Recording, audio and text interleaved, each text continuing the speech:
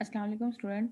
आज के इस लेक्चर के अंदर हमने इफ़ एल्स इफ़ स्टेटमेंट को देखना है। हम इफ़ स्टेटमेंट देख चुके हैं कि इफ़ स्टेटमेंट हमारे पास क्या है, इफ़ एल्स स्टेटमेंट भी हम देख चुके हैं कि हमारे पास क्या है। आज हमें देखना है इफ़ एल्स इफ़ स्टेटमेंट। हम कहते हैं जहाँ पे हमारे पास किसी भी प्रोग्राम के अंदर मल्टीपल कंडीशंस का इस्तेमाल होता है, वहाँ पे हम क्या करते हैं, इफ़ एल्स इफ़ कंडीशंस का जो है वो इस्तेमाल करते हैं। ठीक है, इफ़ एल्स का तो आपको बता दिया कि इफ़ एल्स में हमारे पास क्या होता है। सबसे पहले उसका जो जनरल सिंटैक्स है हमारे पास क्या है कि इफ़ हम एक्सप्रेशन को देखते हैं, उसके बाद हमारे पास क्या होता है, एक्सप्रेशन अगर ट्रू होता है तो हमारे पास जो भी ब्लॉक ऑफ स्टेटमेंट होगा वो क्या हो जाएगा, एग्जीक्यूट हो जाएगा। इन केस अगर एक्सप्रेशन हमारे पास क्या होता है, कंडीशन हमारे पास क्या होती है, फॉल्स हो जाती है, तो एल्स वाला पोर्शन हमारे पास क्या हो जाता है, एग्जीक्यूट होता है। ये तो हमारे पास था सिंपल इफ एल्स स्टेटमेंट। ठीक है, अब हमने देखना है इफ एल्स इफ स्टेटमेंट को देखना है कि वो हमारे पास क्या होती हैं।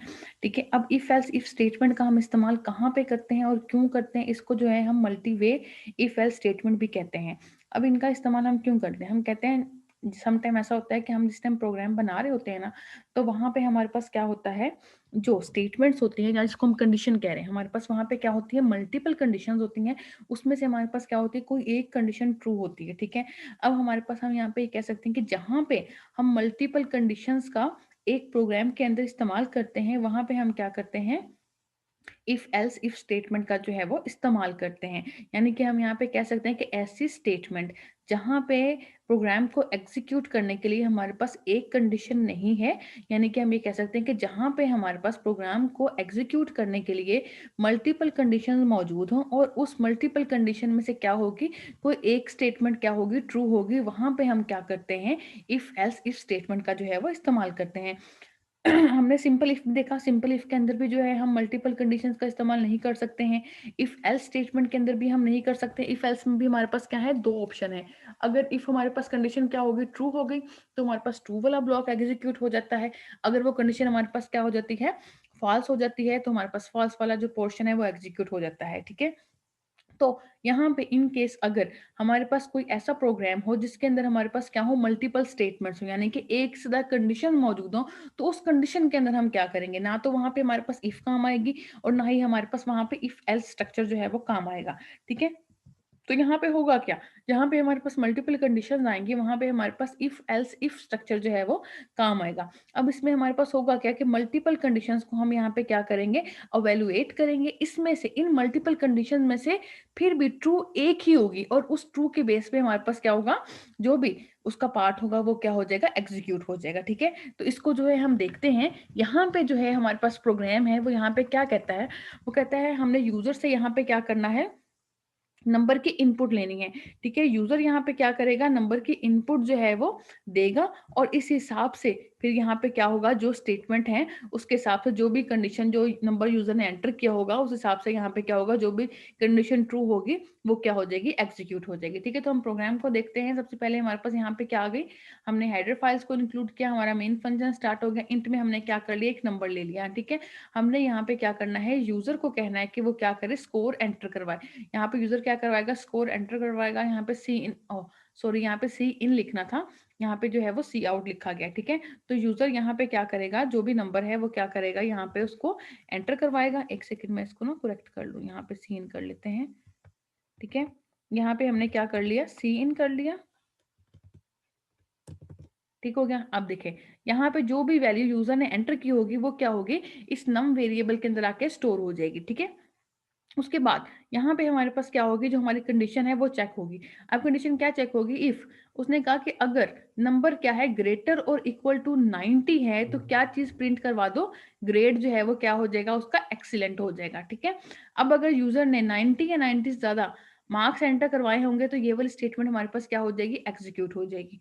बट अगर यूजर ने नंबर क्या करवाए हो, ग्रेटर और इक्वल टू 80 एंड नंबर क्या हो हमारे पास, लेस देन क्या हो, 90 हो, तो इस सूरत में हमारे पास क्या होगी, ये वाली स्टेटमेंट जो है या ये वाला ब्लॉक ऑफ स्टेटमेंट क्या हो जाएगा, एग्जीक्यूट हो जाएगा, जिसके अंदर ग्रेड क्या होगा, वेरी गुड होगा। ठीक है, फिर थर्ड स्टेटमेंट हमारे पास आ गई, एल्स इफ, कि अगर इन ऊपर वाली इन यानी कि इन दोनों स्टेटमेंट्स में से कोई स्टेटमेंट ट्रू नहीं होती, तो हमारे पास क्या होगी, ये स्टेटमेंट होगी, जिसके अंदर हम क्या चेक करेंगे, नंबर ग्रेटर और इक्वल टू 60 एंड नंबर क्या होगा, लेस देन 80। अगर ये वाली स्टेटमेंट ट्रू होती है तो हमारे पास ये वाला ब्लॉक ऑफ स्टेटमेंट जो जहाँ पे ग्रेड क्या है, गुड, ये क्या हो जाएगा, एग्जीक्यूट हो जाएगा। ठीक है, अगर ये भी ट्रू नहीं होती तो हमारे पास एल्स इफ फिर आ जाएगा, जिसमें हम क्या कहेंगे, number greater equal to 50 and number less than क्या होंगे 60।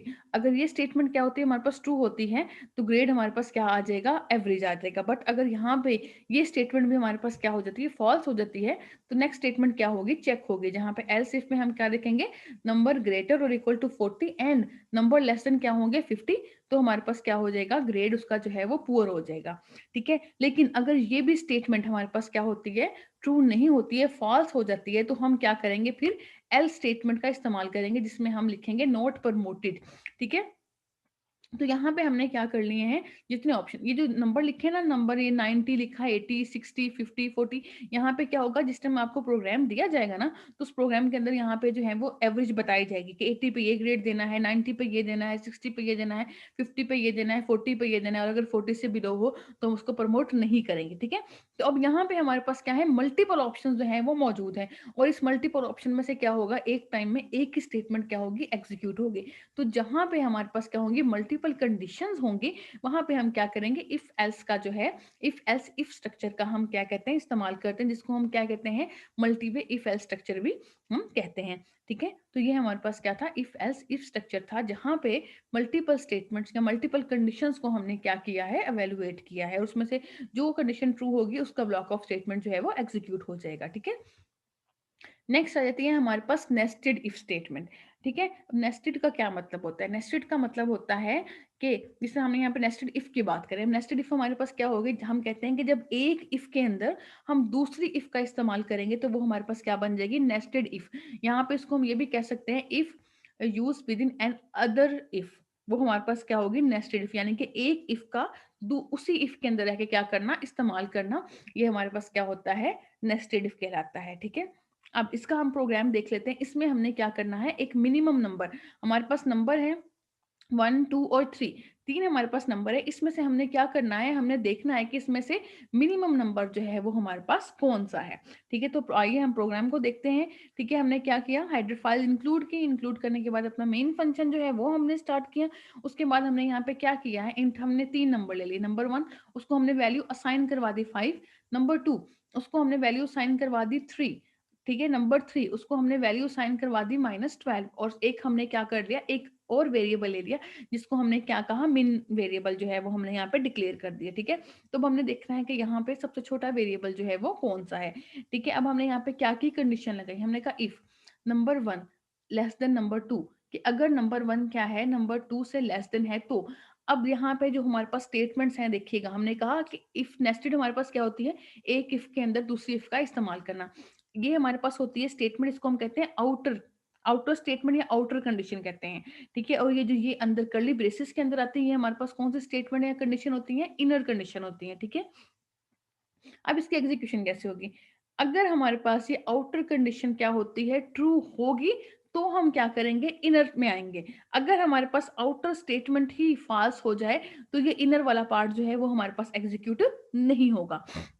ठीक है, अब होगा क्या, हमने कहा if number 1 less than number 2, अगर ये स्टेटमेंट ट्रू हुई तो हम क्या करेंगे, इनर स्टेटमेंट के अंदर आ जाएंगे। ठीक है, इनर के अंदर हमने क्या लिखा कि नम 1 क्या है, लेस देन है किससे, नम 3 से, तो फिर यहाँ पे क्या हो जाएगा, मिनिमम के अंदर जो है वो क्या चीज आ जाएगी, नंबर 1 आ जाएगी, अदरवाइज मिनिमम हमारे पास क्या हो जाएगा, नंबर 3 हो जाएगा। ठीक है, अब ये वाली बात तो ओके हो गई। अब अगर इन केस, जिस तरह अभी हमने यहाँ पे बात की थी कि अगर आउटर स्टेटमेंट ही ट्रू फॉल्स हो जाए तो क्या होगा।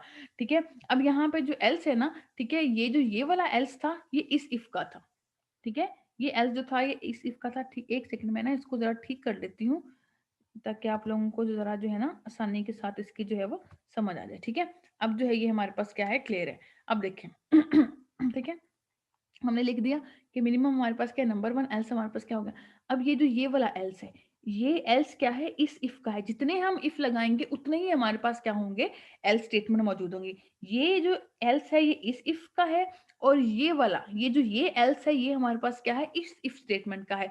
अब अगर हमारे पास आउटर जो है वो क्या हो जाए, फॉल्स हो जाए, तब उस सूरत में क्या होगा, हम इनर स्टेटमेंट में तो नहीं आएंगे। अगर आउटर ही हमारे पास क्या हो जाए, फॉल्स हो जाए, तो हमारा कर्सर डायरेक्ट किस पे आ जाएगा, एल्स स्टेटमेंट पे आ जाएगा। ठीक है, एल्स पे आ जाएंगे। एल्स पे हमारे पास क्या स्टेटमेंट है, वो कहता है इफ नंबर 2 लेस देन किससे है, नंबर 3 से, तो हमारे पास मिनिमम नंबर क्या होगा, 2 होगा, एल्स हमारे पास क्या होगा, मिनिमम नंबर जो है वो 3 हो जाएगा। ठीक है, कर्ली ब्रेसेस हमारे खत्म हो जाएंगे। ठीक है, हम यहाँ पे क्या कर देंगे, मिनिमम नंबर जो है वो प्रिंट करवा देंगे, num1 num2 num3 और मिनिमम। अब यहाँ पे होगा क्या, जो मिनिमम नंबर होगा वो किसके अंदर आके स्टोर होगा, इस min के अंदर जो है वो मिनिमम नंबर जो है वो क्या हो जाएगा, स्टोर हो जाएगा। तो ये हमारे पास क्या थी, नेस्टेड इफ थी। नेस्टेड इफ के अंदर हमने क्या देखा कि इफ एक इफ के अंदर रहते हुए हमने क्या किया, दूसरी इफ का जो है वो इस्तेमाल किया।